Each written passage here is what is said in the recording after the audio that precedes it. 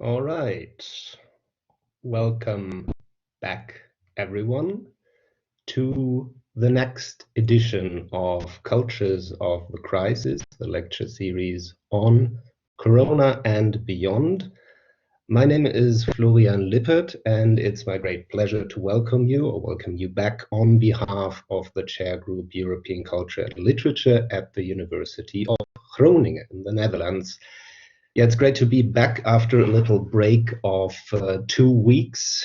Much has happened since then concerning the corona crisis. While in some countries the outbreak of the COVID-19 virus has just begun or is at its peak, other countries have loosened the ties of lockdown measures or are in the process of doing so. And in today's lecture and discussion, we want to address something that is massively affected both by the outbreak and subsequent lockdown measures, as well as by the loosening of ties, and that is space. So the space we have or we don't have for living, working, and everything in between, and our experience of this space or this non-space. And the expert on this topic who is joining us today is my great new colleague, Dr. Christian Kirchmeier, who is assistant professor in our chair group of European Culture and Literature. Christian has received his doctoral degree from the University of Munich in Germany in 2013 and worked there until he joined us in Groningen last October. In between, during the academic year 17-18, he was a visiting scholar at Yale University. Christian is currently finishing a book project on the parabases, so basically what we're doing right now all the time, talking directly into the camera, as a dramaturgical and aesthetical concept in modernity, whereas his lecture today is based on one of his other areas of expertise, namely Microtopoi. So, dear Christian, brilliant that you're with us in Groningen and that you're with us here today. I hand over to you, and I'm looking very much forward to your lecture. Please take it away. Thank you again, Florian, for the introduction and for inviting me to this lecture series, and I'm excited to be here. Today is May 15, which is, as is important for many people who are studying here at Groningen, the day where they have to hand in their bachelor thesis. So I hope you're hanging on there and doing well. But it's also, in terms of the European COVID-19 calendar, a day that could mark the end of the first wave, because during this week, many European countries have eased their lockdown restrictions. So let me start sharing my PowerPoint. Should be work like this. Okay, and I'm going to hide behind my PowerPoint and turn off my video so the connection hopefully is a bit more stable. All right, so here we go. So again, in terms of the European COVID-19 calendar, this day could mark the end of the first wave, at least in many European countries. Things look different in countries like Russia or Brazil, of course. And we're hoping that this will not only be the end of the first wave in Europe, but the end of the single one wave, and that we don't have to get back into this strict lockdown measures. And during this week, many European countries have eased their lockdown restrictions. So many countries have started opening again their primary schools, some businesses, especially as hairdressers, so no more corona haircut issues, or beaches and parks have been reopened, and so on and so on.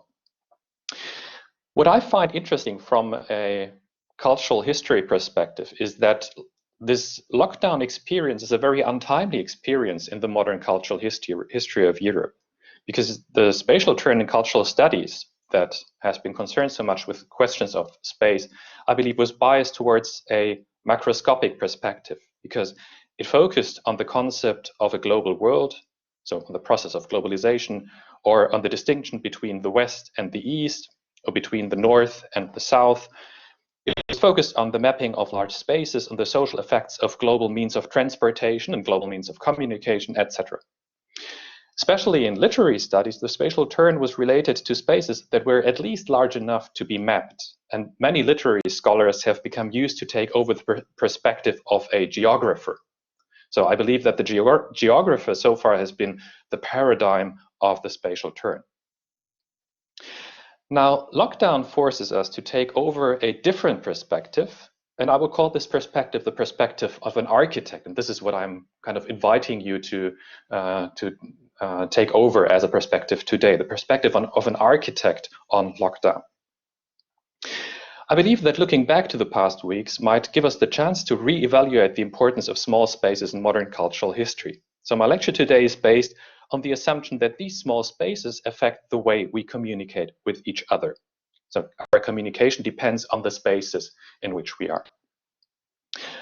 What I want to address in my talk is the question, what kind of communication rules are in place in spaces, and in particular during these lockdown situations? So how are the rules of communication that we have to follow in lockdown? Let me say just a few words about my methodological approach. First, must say I'm only interested in the situation of communication in these lockdown situations and not in psychological aspects of the situation. And second, I believe that we can only observe these laws of communication in microscopic interactions. Again, this is my perspective of an architect. But I believe that these are actual laws. They're actual laws in place that cannot be reduced to individual choices of behavior. So it's not up to us to decide how we are going to communicate in these situations. So it's actual laws that apply to everyone. In other words, by observing microscopic interactions, I believe we can reconstruct the loose coupling between interactional practices and social structures, as Irving Goffman put it, and therefore ultimately gain a macroscopic view on society. And my last point about my methodology is that I believe that we acquire our knowledge of these laws to a large degree from its representations in aesthetic media, especially in books and films. And that's why I think that as a literary and media scholar, I have a bit to contribute to this debate. Let me show you the outline of my talk today for the next 30 minutes. So as you see, my talk is structured in two parts. The first, very brief part will be about some aspects of different lockdown realities. And in my main second part, then, I will suggest to distinguish between two different types of lockdown spaces, namely isolated spaces and what I call microtopoi. And I will explain what I mean by that. So starting with the different lockdown realities. It's probably pretty obvious that lockdown is very different depending on the way you live and your home. If you, for example, self-quarantine in a castle like the Château de Fouquet, which you see on this picture, it is probably very easy to avoid any kind of direct contact with other people. And this, by the way, is the castle that is owned by Mick Jagger, who quarantined in there for the past 2 weeks. If we move just a few kilometers further to the Parisian suburbs, the situation is obviously quite different. In small and crowded apartments, it is way more challenging to avoid direct contact with other people. Therefore, existing inequality increases the risk of infection. And it's not, of course, not just a French Parisian problem, but if we think about the pictures from New York of those past weeks, we have seen similar things. Another important debate of the past weeks is the question of domestic violence and our expectations that domestic violence has risen. And there is some data that supports this notion, even though there's also data from the US that showed that domestic violence calls were actually decreasing. Now, of course, it doesn't seem very likely that domestic violence indeed declined. Instead, several experts explained this with the fact that the lockdown makes it just more difficult for the victims of domestic violence to actually call for help, to actually get to the phone and have the time and call to the police. I hope this is nothing that any one of you have experienced. So I believe that what might have been more our question is that we have referred to guides that tried to help us how to deal with this situation, like this one questions how do you call it, how not to kill your family during a lockdown. Yeah, I hope we all succeeded in not killing other people over the past weeks, but yeah, you see the problem. I mean, there were even people who were working in submarines who were asked how they could deal with the situation, and they all know we need our private space, and so on and so on. Now, in any case, when we talk about lockdown, we can see that this refers to many different realities, and this is why I suggest that we start with a distinction between two types of spaces of lockdown communication. This leads now to my main point, and my basic distinction is very simple. I suggest to separate lockdown spaces according to the number of people. And I think I can actually use a pointer here. Yeah, you should be able to see this. So on the one hand, we have isolated spaces, and isolated spaces is what I call spaces in which only one person is present. And microtopoi, on the other hand, are small spaces where there are at least two people in the same room.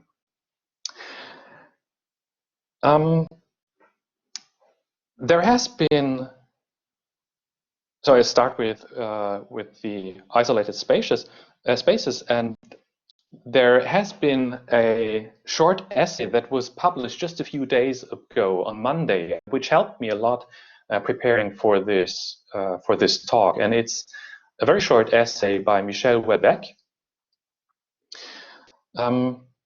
And in this essay, Houellebecq is highly skeptical of the notion that in the long run, things might change for the better because of the corona crisis. And you've all heard these stories, right? That perhaps in the end, we turn up to be, I don't know, to have better working from home conditions, or that even, we might understand that there are better ways for us to protect the environment because the carbon dioxide emissions are going down, and so on and so on. Houellebecq is skeptical about this, and instead he believes that the consequences of the coronavirus will simply accelerate an already ongoing social process, the social process of human isolation. The consequence of this process, according to Houellebecq, is the reduction of human contact, a process that already started by such inventions as video on demand or contactless payment, using home offices, internet shopping, social networks, and so on and so on. So all these things that we're using at these days more often than ever before. This is going to be important to me, but before I get back to this, I'd like to take a small detour and try to show you how I myself would try to approach the question of isolated spaces. And I believe that it's again important to include another distinction when we look at these isolated spaces where only one person is present. So we know, for example, and this would be my first aspect, we know, for example, that senior citizens are not only at risk from COVID-19, but also from the social effects of a specific form of isolation. And this isolation results from the fact that elderly people are less mobile and less likely to maintain social contact via electronic media. So there are many elderly people who suffer from the lockdown measures because they hardly have anyone to communicate with. And this also implies, which is, I think, even worse, that they don't even have the opportunity to make their voices heard in this situation. For some of them, isolation during the past weeks did actually mean a real absence of communication. It is quite characteristic of our own cultural semantics that we see this lack of communication as a severe problem.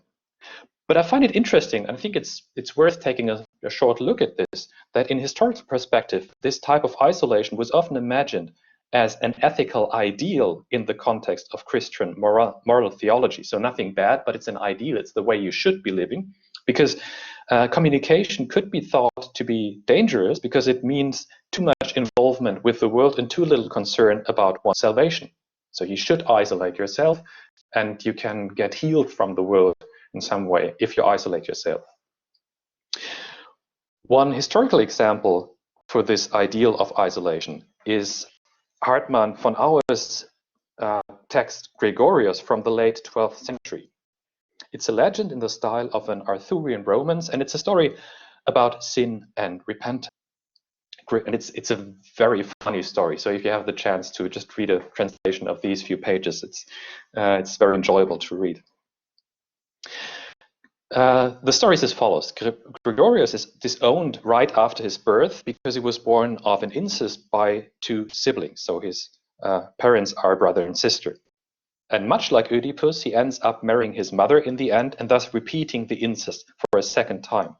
But unlike Oedipus, so instead of blinding himself, he goes into exile, is chained on a small rock in a lake, and miraculously survives for 17 years in complete isolation, which ultimately seems to suffice as a repentance, because he's not only forgiven, even, and this is kind of the final punchline of the text, he even becomes the new pope. So you see, isolation was for him a means of purifying himself. And until the 18th century, literature tells story after story to make the point that escapism from the world could be the best possible way of living. This, however, changes with the dawn of modernity. And Thomas Mann's adaptation of Gregorius with the title Der Erwählte, or The Holy Sinner in the English translation, is a good example for this new typological shift. Just look at one short excerpt where Thomas Mann is writing about the situation of Gregorius after spending the first 15 years on this rock. It goes like this. Finally, in 15 years, he was not much bigger than a hedgehog, a bristly, moss-grown nature thing whom no weather could affect and whose shrunken members, the little arms and legs, even eye and mouth openings, were hard to recognize. It knew time no more. The moon changed, the constellations revolved, they vanished from the sky, they came again. So it's just like time itself ceases to exist. There's only this small space, but no time more around him, and of course, no communication, just contemplation. But what Thomas Mann's novel shows is that isolation can no longer be told as an ethical narrative in modern literature. Isolation here does not really purify the sinner, it only transformed the body of the protagonist into a very ridiculous hedgehog. So for us today, I would say self-isolation can only be seen as a sign of irony or madness, or something that is just, just as horrible as in some of the elderly homes as we've heard. Now, this first type of isolation space is probably not what we've experienced in the past weeks. And the fact that you are here tells me that you have not really been isolated during the last days. The type of isolation that some of you might have experienced is probably exactly the opposite, an exuberance of virtual communication over all different kinds of media. And I found a recent work, it's this one. It premiered just over the past 2 weeks by the performance group Forced Entertainment, and you can find this on YouTube.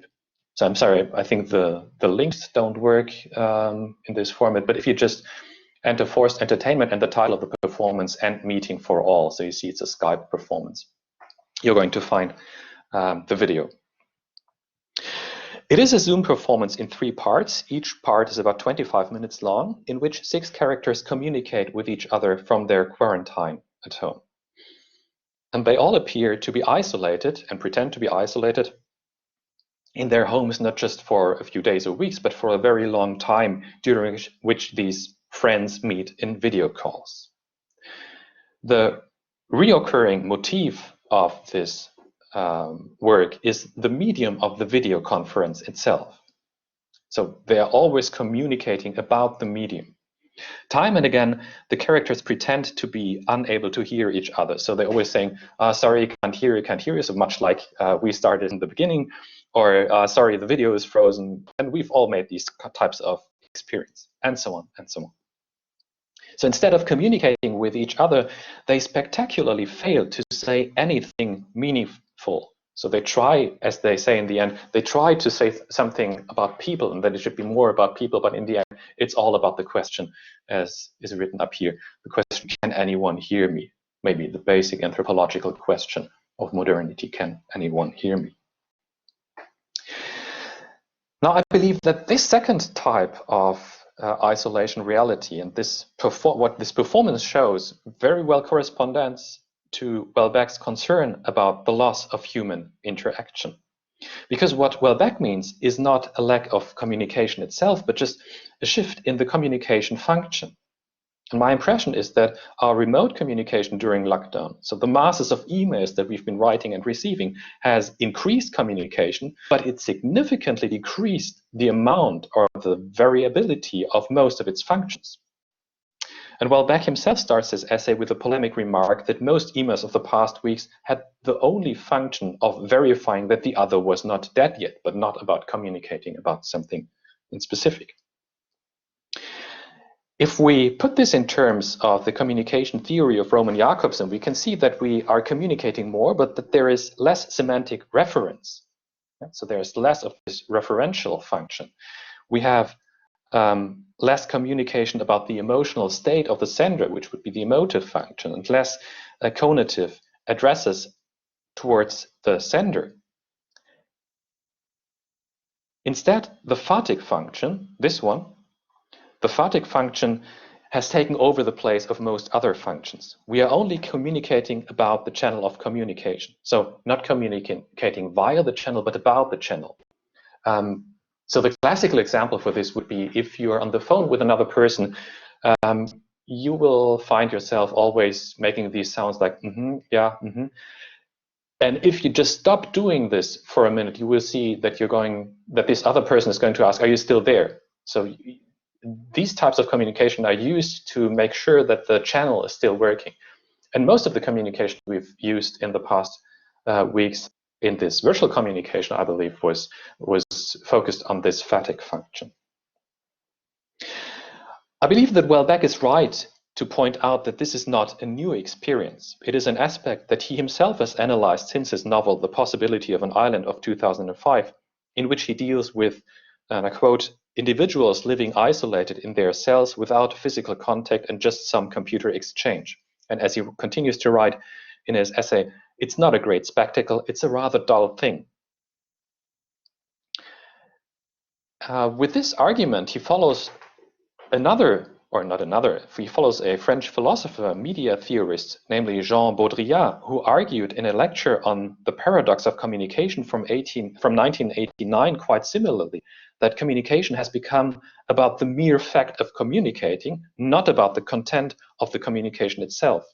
So good communication, Baudrillard claims today, or better what is being considered as good communication today, is achieved only by the destruction of its content and by the destruction of its critical potential. According to Baudrillard, phatic function has become the secret telos of the communication society, and it has rendered critique an impossible task. So this would be my first half about these situations of communication in isolated spaces. Let me now proceed to my second point, to the situation in microtopoi. And my question now is, how does this relate to situations where more than one person is physically present? I define microtopoi by two characteristic qualities, namely A, they are small spaces, and B, they can be entered and exited at specific times only. So this second characteristic would refer to the lockdown situation. Examples for microtopoi are small shared apartments during a pandemic. So let's say you're living in Paris or in New York and have to share a small apartment, then and you're only allowed to go outside if you fill out a form, and only once a day, and so on. So this would be a microtopos. But there are also more traditional examples like gazebos or caves during sudden storms, or the situation of horse carriages, or classically also train compartments, or even bomb shelters, as we've seen recently in Parasite, or the example that I will be using most of the time now, the example of elevators.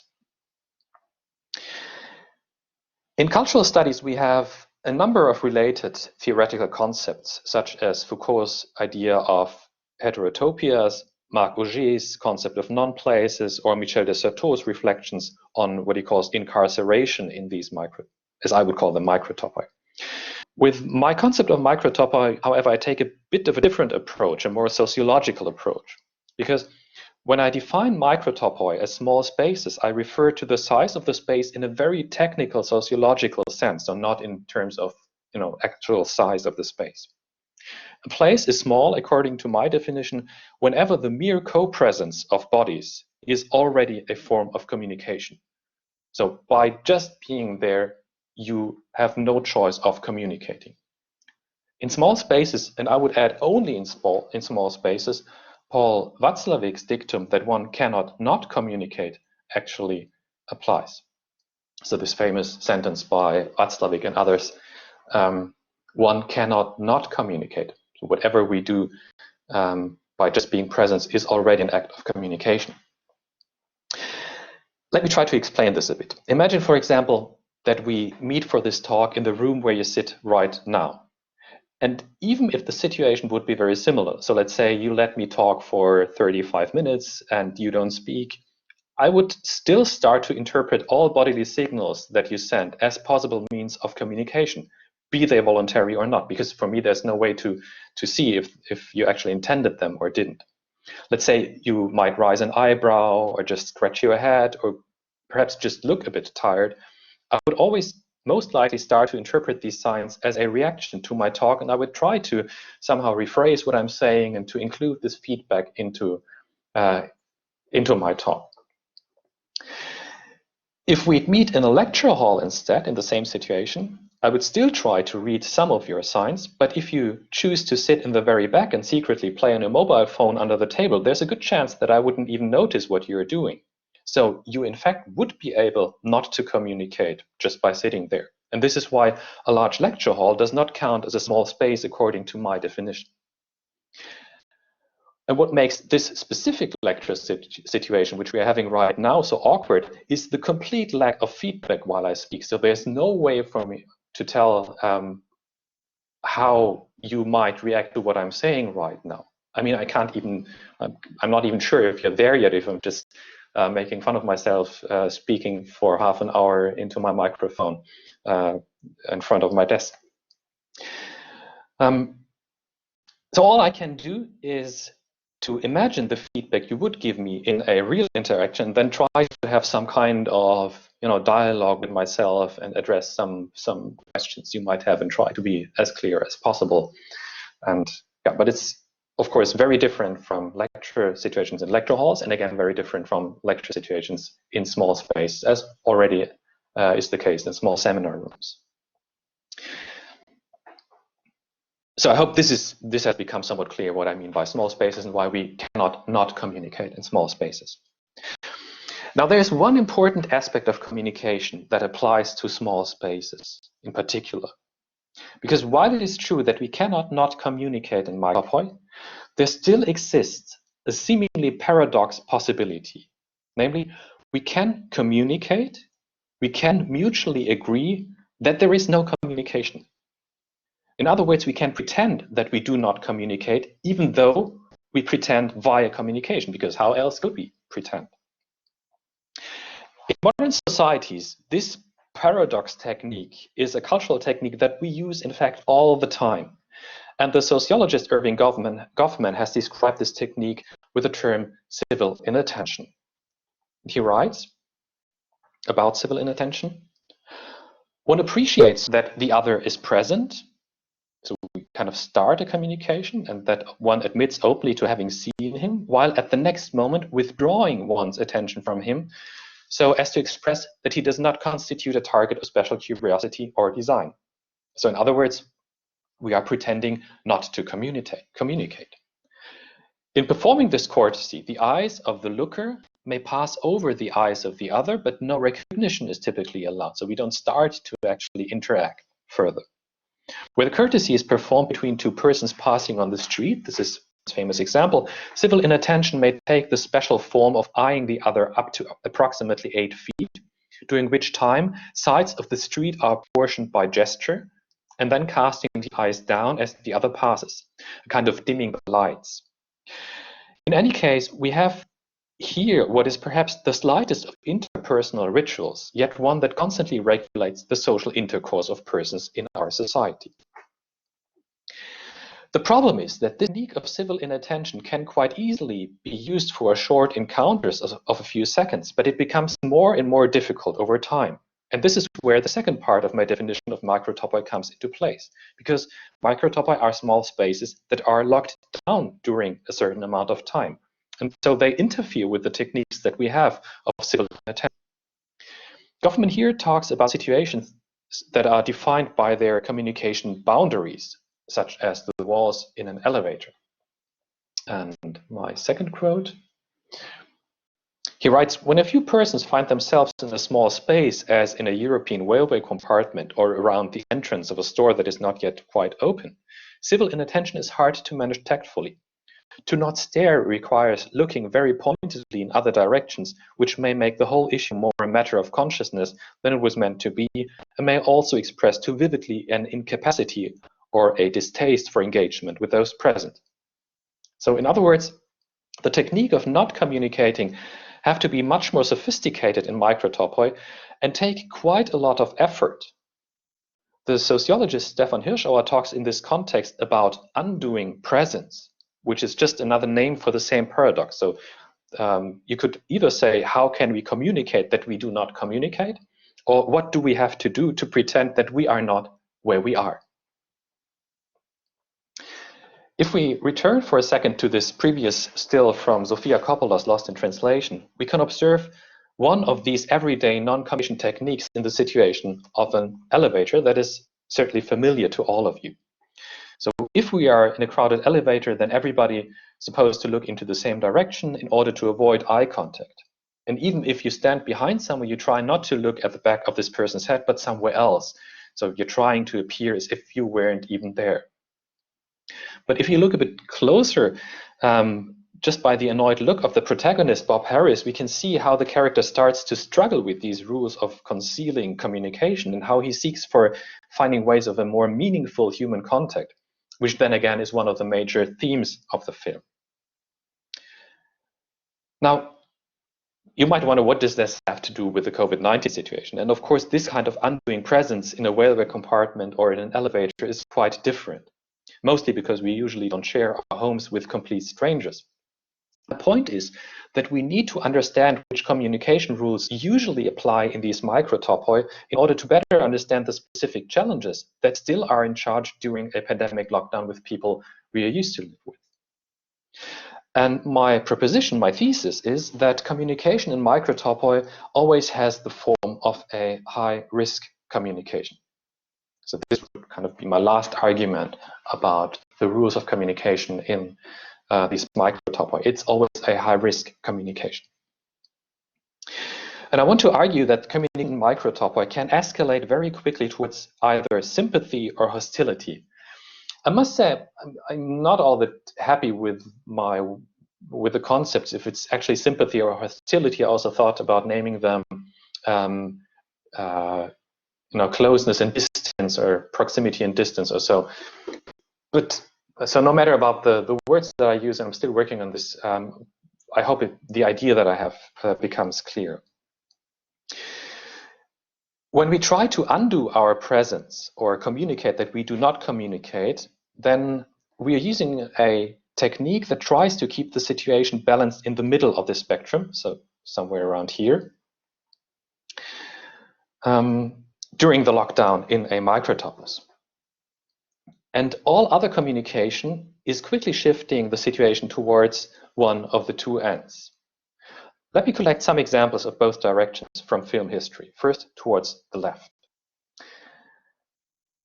MANN, for example, is a show with a lot of elevator scenes. And this still shows the character of Pete Campbell on the right after a fist fight with one of his colleagues. He ends up in an elevator with another colleague, Don Draper, on the left, and uses this space to open up a highly emotional communication in which he tells Don Draper that he, quote, "I have nothing," he says. So this would be a first approach to the left, but in the end, Don Draper manages to just leave the situation without actually addressing these concerns. So kind of what helps here is that the lockdown situation in an elevator is just a few seconds. If we go a bit further to the left, we encounter situations in which the elevator, for example, gets stuck and the lockdown extends for an even longer period of time. This is widely used to intensify contact, and very often to intensify contact of characters in a story by them telling each other their life stories. One of many examples is seen from the movie You've Got Mail, in which everyone in the elevator ends up saying something meaningful and making important decisions about their own lives. Everyone except Joe Fox, who is played by Tom Hanks, everyone except his girlfriend Patricia, who can only think about getting her eyes lasered. And immediately after the lockdown, she gets dumped by her boyfriend because of her lack of sympathetic communication, because she fails to behave correctly in this situation. Of course, if we would include literary history, the most canonic example of storytelling during lockdown is Boccaccio's Decamerone, in which a group of young people gather in a villa outside of Florence to escape the Black Death and start telling stories to pass the time. So I believe that you could even say that the whole genre of the novella was born from a frame story that takes place in a microtopos. And a good example, finally, of an extreme scene in a microtopos towards the left is the famous carriage ride in Madame Bovary, the scandalous affair of Emma Bovary and Léon, which is narrated by Flaubert and shown by Claude Chabrol only from the outside. So not even we as the recipients are allowed as spectators in the inside of the microtopos of the carriage where Emma and Léon are having sex. So this is the utmost moment of intimacy here to the left. When we now start turning to the right side here of this axis, we first encounter situations in which non-communication becomes tense and somewhat painful. One example is from the show The Wire, in which Jimmy McNulty ends up alone with his boss, the commissioner Cedric Daniels, in an elevator. And we observe this scene, again from the outside, externally through the surveillance camera of the elevator for several long seconds, in which McNulty is showing increasing uneasiness, but no verbal communication happens. We can only observe the highly conflictual situation between both characters. And Daniels has the final punchline when he exits the elevator, turns around very slowly and says, "To be continued." Yeah, so this pure tension is being continued, thereby also acknowledging the situation as a communication by non-communicating. My next example, a bit further again to the right towards hostility, is another example from Mad Men, where we see the character of Peggy Olson, who's played by Elizabeth Moss, on her first day at work with her future colleague standing behind her. And they openly violate the law of undoing presence by staring at Peggy and by commenting on her appearance. And this moment of sexual harassment makes observable how the social situation in Microtopoi can also foster power inequality. In its most extreme forms, then, this leads to open violence in the microtopoi, and there are numerous examples in the history of aesthetic media, such as this very random scene from a popular film from Captain America. But we have all seen in action movies these types of fight scenes. I would like to end with a final example that combines both the extremes of the spectrum, and it's the elevator scene from Nicholas Winding Refn's Drive, which starts like this. So I'm sorry, I can only use stills because I wanted to make sure that the technique is working. But it's worth to just rewatch them on YouTube for the few minutes that they take. And this is a spectacular scene. And I've talked about this with a dear colleague of mine, with Tanja Prokic back in Munich, who is a film scholar, and who explained to me how this is uniting two different genres, uniting the action film genre and the romantic film genre. Now, let me tell you what is happening here. It's a scene in which the nameless driver, who is played by Ryan Gosling on the right, enters the elevator with his neighbor Irene. And the person on the left is a hitman that was hired to kill the driver, or perhaps even both. And soon after they enter the elevator, the driver recognizes the other person as a hitman, so he sees that he's carrying a gun. The scene begins, however, in the elevator with a slow motion, during which the driver turns around, pushes Irene gently to the back of the elevator, and kisses her for the first time. It is set in a romantic golden light of the elevator lamp with a soft, non-diegetic music as a sound over. But abruptly, the music stops, and the image speeds up to normal as the driver attacks and kills with extreme brutality the hitman in the elevator. In an instant, the movie shows us, thereby, how the communication in this microtopos shifts from one extreme to the other. Now again, this is of course a fictional situation, and it's a very extreme example. And one might object that I'm taking this the wrong way, that we need to get back to actual microtopical situations that hardly have these outcomes, that are not about, kissing or killing the people we share the elevator with. And one might even prefer the warm feeling of community that small spaces perhaps could also provide over the cold surface of society. So perhaps one might argue, isn't it better if we all forego these weird cultural techniques of undoing presence and this communicating not to communicate, and instead just create situations of intensified contact between human beings? Now, I would argue against this objection that aesthetic media still shows us a real aspect of the law of communication that always applies in microtopoi. And even though people would certainly not end up loving or killing each other all the time, all microtopical communication faces the problem that the communication cannot simply be cancelled by leaving the room if someone starts to feel uncomfortable. This is, I think, the problem. You have to communicate, and there's no way for you to get out if you're uncomfortable with the situation, which ultimately leads up to a critical heating up of the social situation. And this is why I argue that there's not just a spectrum between sympathy and hostility, but there's a second axis involved. So the graph would look something like this. Communication in microtopoi have a tendency to transfer, if I may loosely adapt these terms from Claude Lévi-Strauss, from cold into hot situations. So we start out in cold situations with this civic inattention, and then as soon as we get to the right or to the left, they start to heat up and develop quickly into one of both directions. To finally conclude, this is my last slide. I would like to resume a seemingly paradoxical result for communications during lockdown situations. If we consider isolated spaces, the first point on my list, where only one person is physically present, we must distinguish between A, factual isolation with a real absence of communication, which is perhaps the politically most dangerous form, because the voices of real isolated people by definition cannot be heard. And we have probably all read horrible stories from these extreme situations in residential care homes again. But things are very different if we focus on the second aspect, on isolated communication, as was the theme in the Zoom performance by Forced Entertainment. And this was an argument for Baudrillard well back to claim that virtual communication means a continuing shift from the referential to the fatigue function, or from personal to impersonal communication. However, and I find this a very interesting finding, to me at least, if we look in microtopoi, things seem to be just the other way around. Because we cannot undo our presence for a long period of time, because it's so difficult to communicate that we are not communicating for longer than a few steps in the elevator, the communication tends to transfer from cold to hot communication. And as I have tried to show, this ultimately might be just as dangerous as the rise of impersonal contact. Thank you. Thank you so much for this really brilliant lecture. So many great ideas.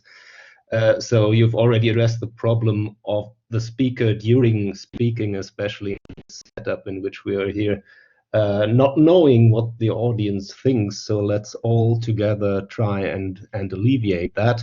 The first congratulations already come popping in via the chat function, but we're not quite done yet. So everyone has the opportunity to ask questions to Christian. All you need to do is go in the lower right corner of your screen, click on the two arrows, white arrows on the pink ground, then click on the speech bubble and write and ask and comment away, please.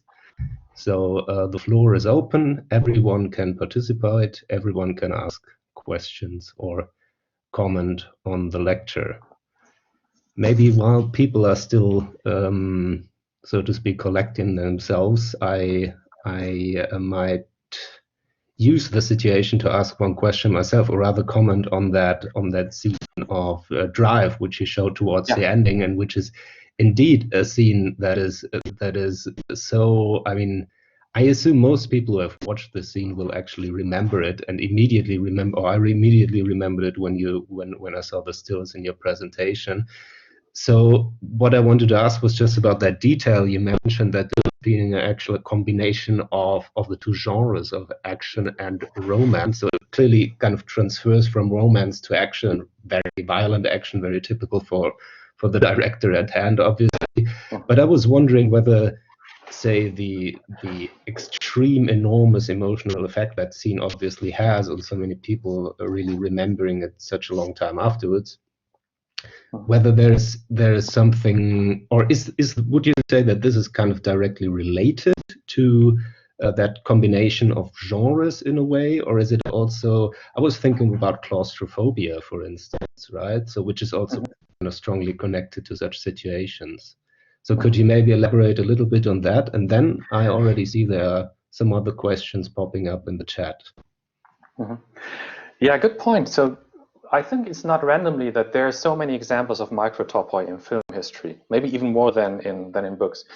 Because what they do is they, as I try to show, that they create heated up situations, so that whenever you want to have on the one side these moment of heated up situations with increasing love affairs, or people who didn't get into each other, suddenly if you put them together in an elevator and they get stuck, I mean, you should tell this to the people who invented Tinder. They would probably, this is, I guess this is probably the best technique that you can use, but it can be a bit creepy if you arrange that, of course.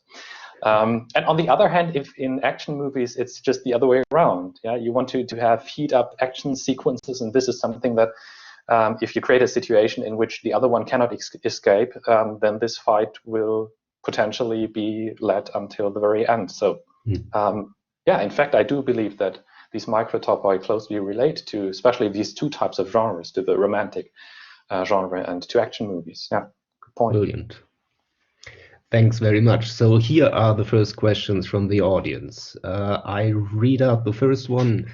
Thanks, Christian, for this great lecture. I was wondering, would Bakhtin's notion of chronotope be relevant here? In other words, can we also talk of, in quotation marks, microchronotopes when it comes to analyzing the role of temporality in microtopoi? Yeah, good point. Good point.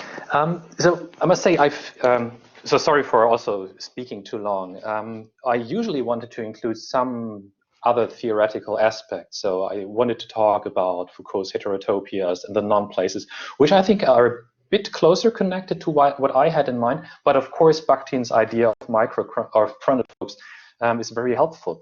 Perhaps one first aspect of it is that for Bakhtin, this is also an historical diagnosis of spaces that we can experience at the dawn of the modern era. And I think this is very specific. And I talked about this microtopos idea with people who know well better medieval and ancient literature, and who are saying it's actually very hard to find examples of microtopoi in pre-modern literature. So this could be one aspect where we can connect Bakhtin's ideas to it. And the other important aspect, of course, is the connection of time and space, with this contraction of chronos and topos, which Bakhtin uses, and which is, I think, again, very important. And yeah, it's kind of interesting to see how the standing still of time and this lockdown situation, how could you say that, creates a different approach to time when we're in these small rooms together. Then time obviously changes somehow its nature, if I can say it like that. So we suddenly it intensifies and so on. But it's a very interesting point. Fantastic. Thank you, Christian. We have another question which starts as follows.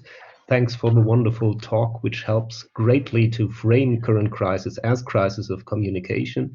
Do you have any thoughts on how this might be included in teaching, even at the level of primary and secondary education? For instance, by making people aware of the effective factors in a human interaction via role play. So hopefully not the drive role play, though. Yeah. Even though I think, especially in primary schools, this is something that some people might, especially the second part of my experience, but that's a different issue. No, it's a very good question. So what the results are, if you think about the type of communication that we are having, and role play, and it's especially taking over the role of the other. I guess this would perhaps be the most important aspect that I can think of. So when I was talking about what you're kind of trying to do in the situation where there's no direct contact with each other, you're trying to have this Socratic dialogue all by yourself. So you're trying to take over the position of the other and always trying to put yourself in the position of what would your experience be if you would listen to this.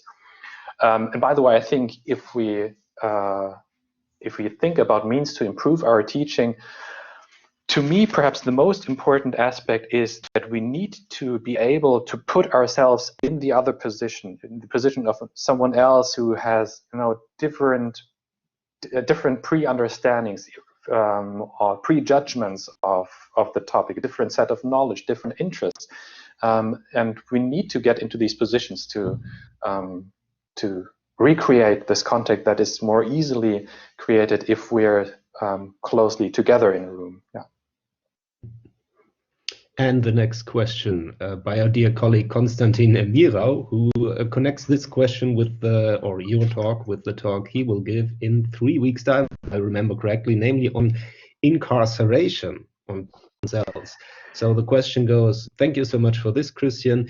In what way can literary representations of incarceration, so the institutionalized microtopos of the cell, the prison cell, provide templates or models for behavior during lockdown?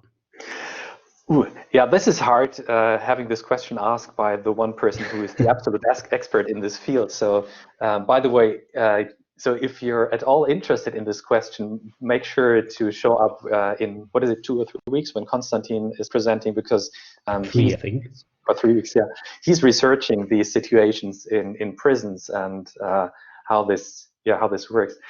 I don't know. I bet there are I guess there's its own field of science, which is just concerned how we can create prisons that are not following the paradigm of Foucault's panopticon, but instead that is more following our humanistic ideals. But what I would like to mention is perhaps the idea that Michel de Certeau has in his small piece in this in his famous book about what's the English title? I can't recall. Sorry, but just look up Michel de Certeau and you're going to find this. But it's the chapter about being an elevator practices of everyday life. Exactly. Yeah, that's what I had in mind. So he's saying that in these elevator compartments, it's like a rational utopia, because it's a situation where we're in complete control, and you have the people coming over checking if we're allowed to sit where we are, if we have a valid ticket, and people coming giving us coffee, and we have these spaces where we can.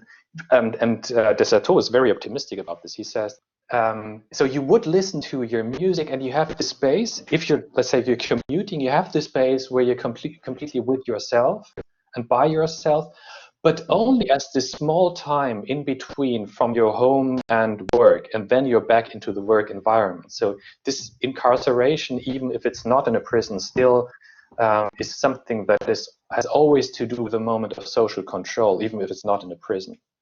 So that's what I would say. And yeah, sorry, I wouldn't dare giving you, Konstantin, an answer that would actually focus on prison situation.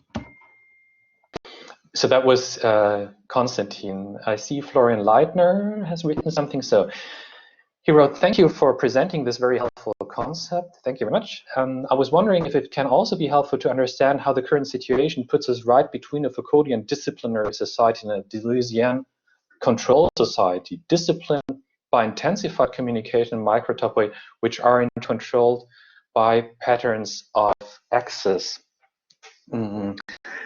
Yeah, exactly. I think that's a good point. So you have these patterns of access, because it's also very interesting to ask who is allowed to actually enter a specific microtopos. So when I studied the history of elevators, if you look at the beginning of elevators that were used in large hotels, you had different elevators for different areas of floors. So if you're in the cheap rooms that are on the, say, first 5 floors, you would have to use the first elevator, and if you were in the more expensive penthouse rooms, then you would have another elevator. So even the access to these spaces can be regulated, or you have the possibility in elevators that if you're someone very important, you can have the special keys which allows you to have priority over everyone else, that you can reach your destination sooner than others. So yeah, I think it's a good point, and yeah, you're absolutely right. There's this aspect of Foucault of disciplination is in there. Deleuzean control society, yeah, one could also think about focusing more on what Deleuze has to say on film theory, but yeah, I'm sorry, I would have to think more about this, and I don't know if this is a very helpful answer, but yeah, you're absolutely going to the direction that I had in mind. Then I see Elizabeth in here, and I need to take care that I'm not, since I'm moderating myself, and I'm not talking for too long. Elizabeth said, is it possible to think of online communication spaces during lockdown as turning into something cold, hot, sympathy, hostility categories more than in normal times? Interesting point. So are these cold, hot, mixed situations? Hard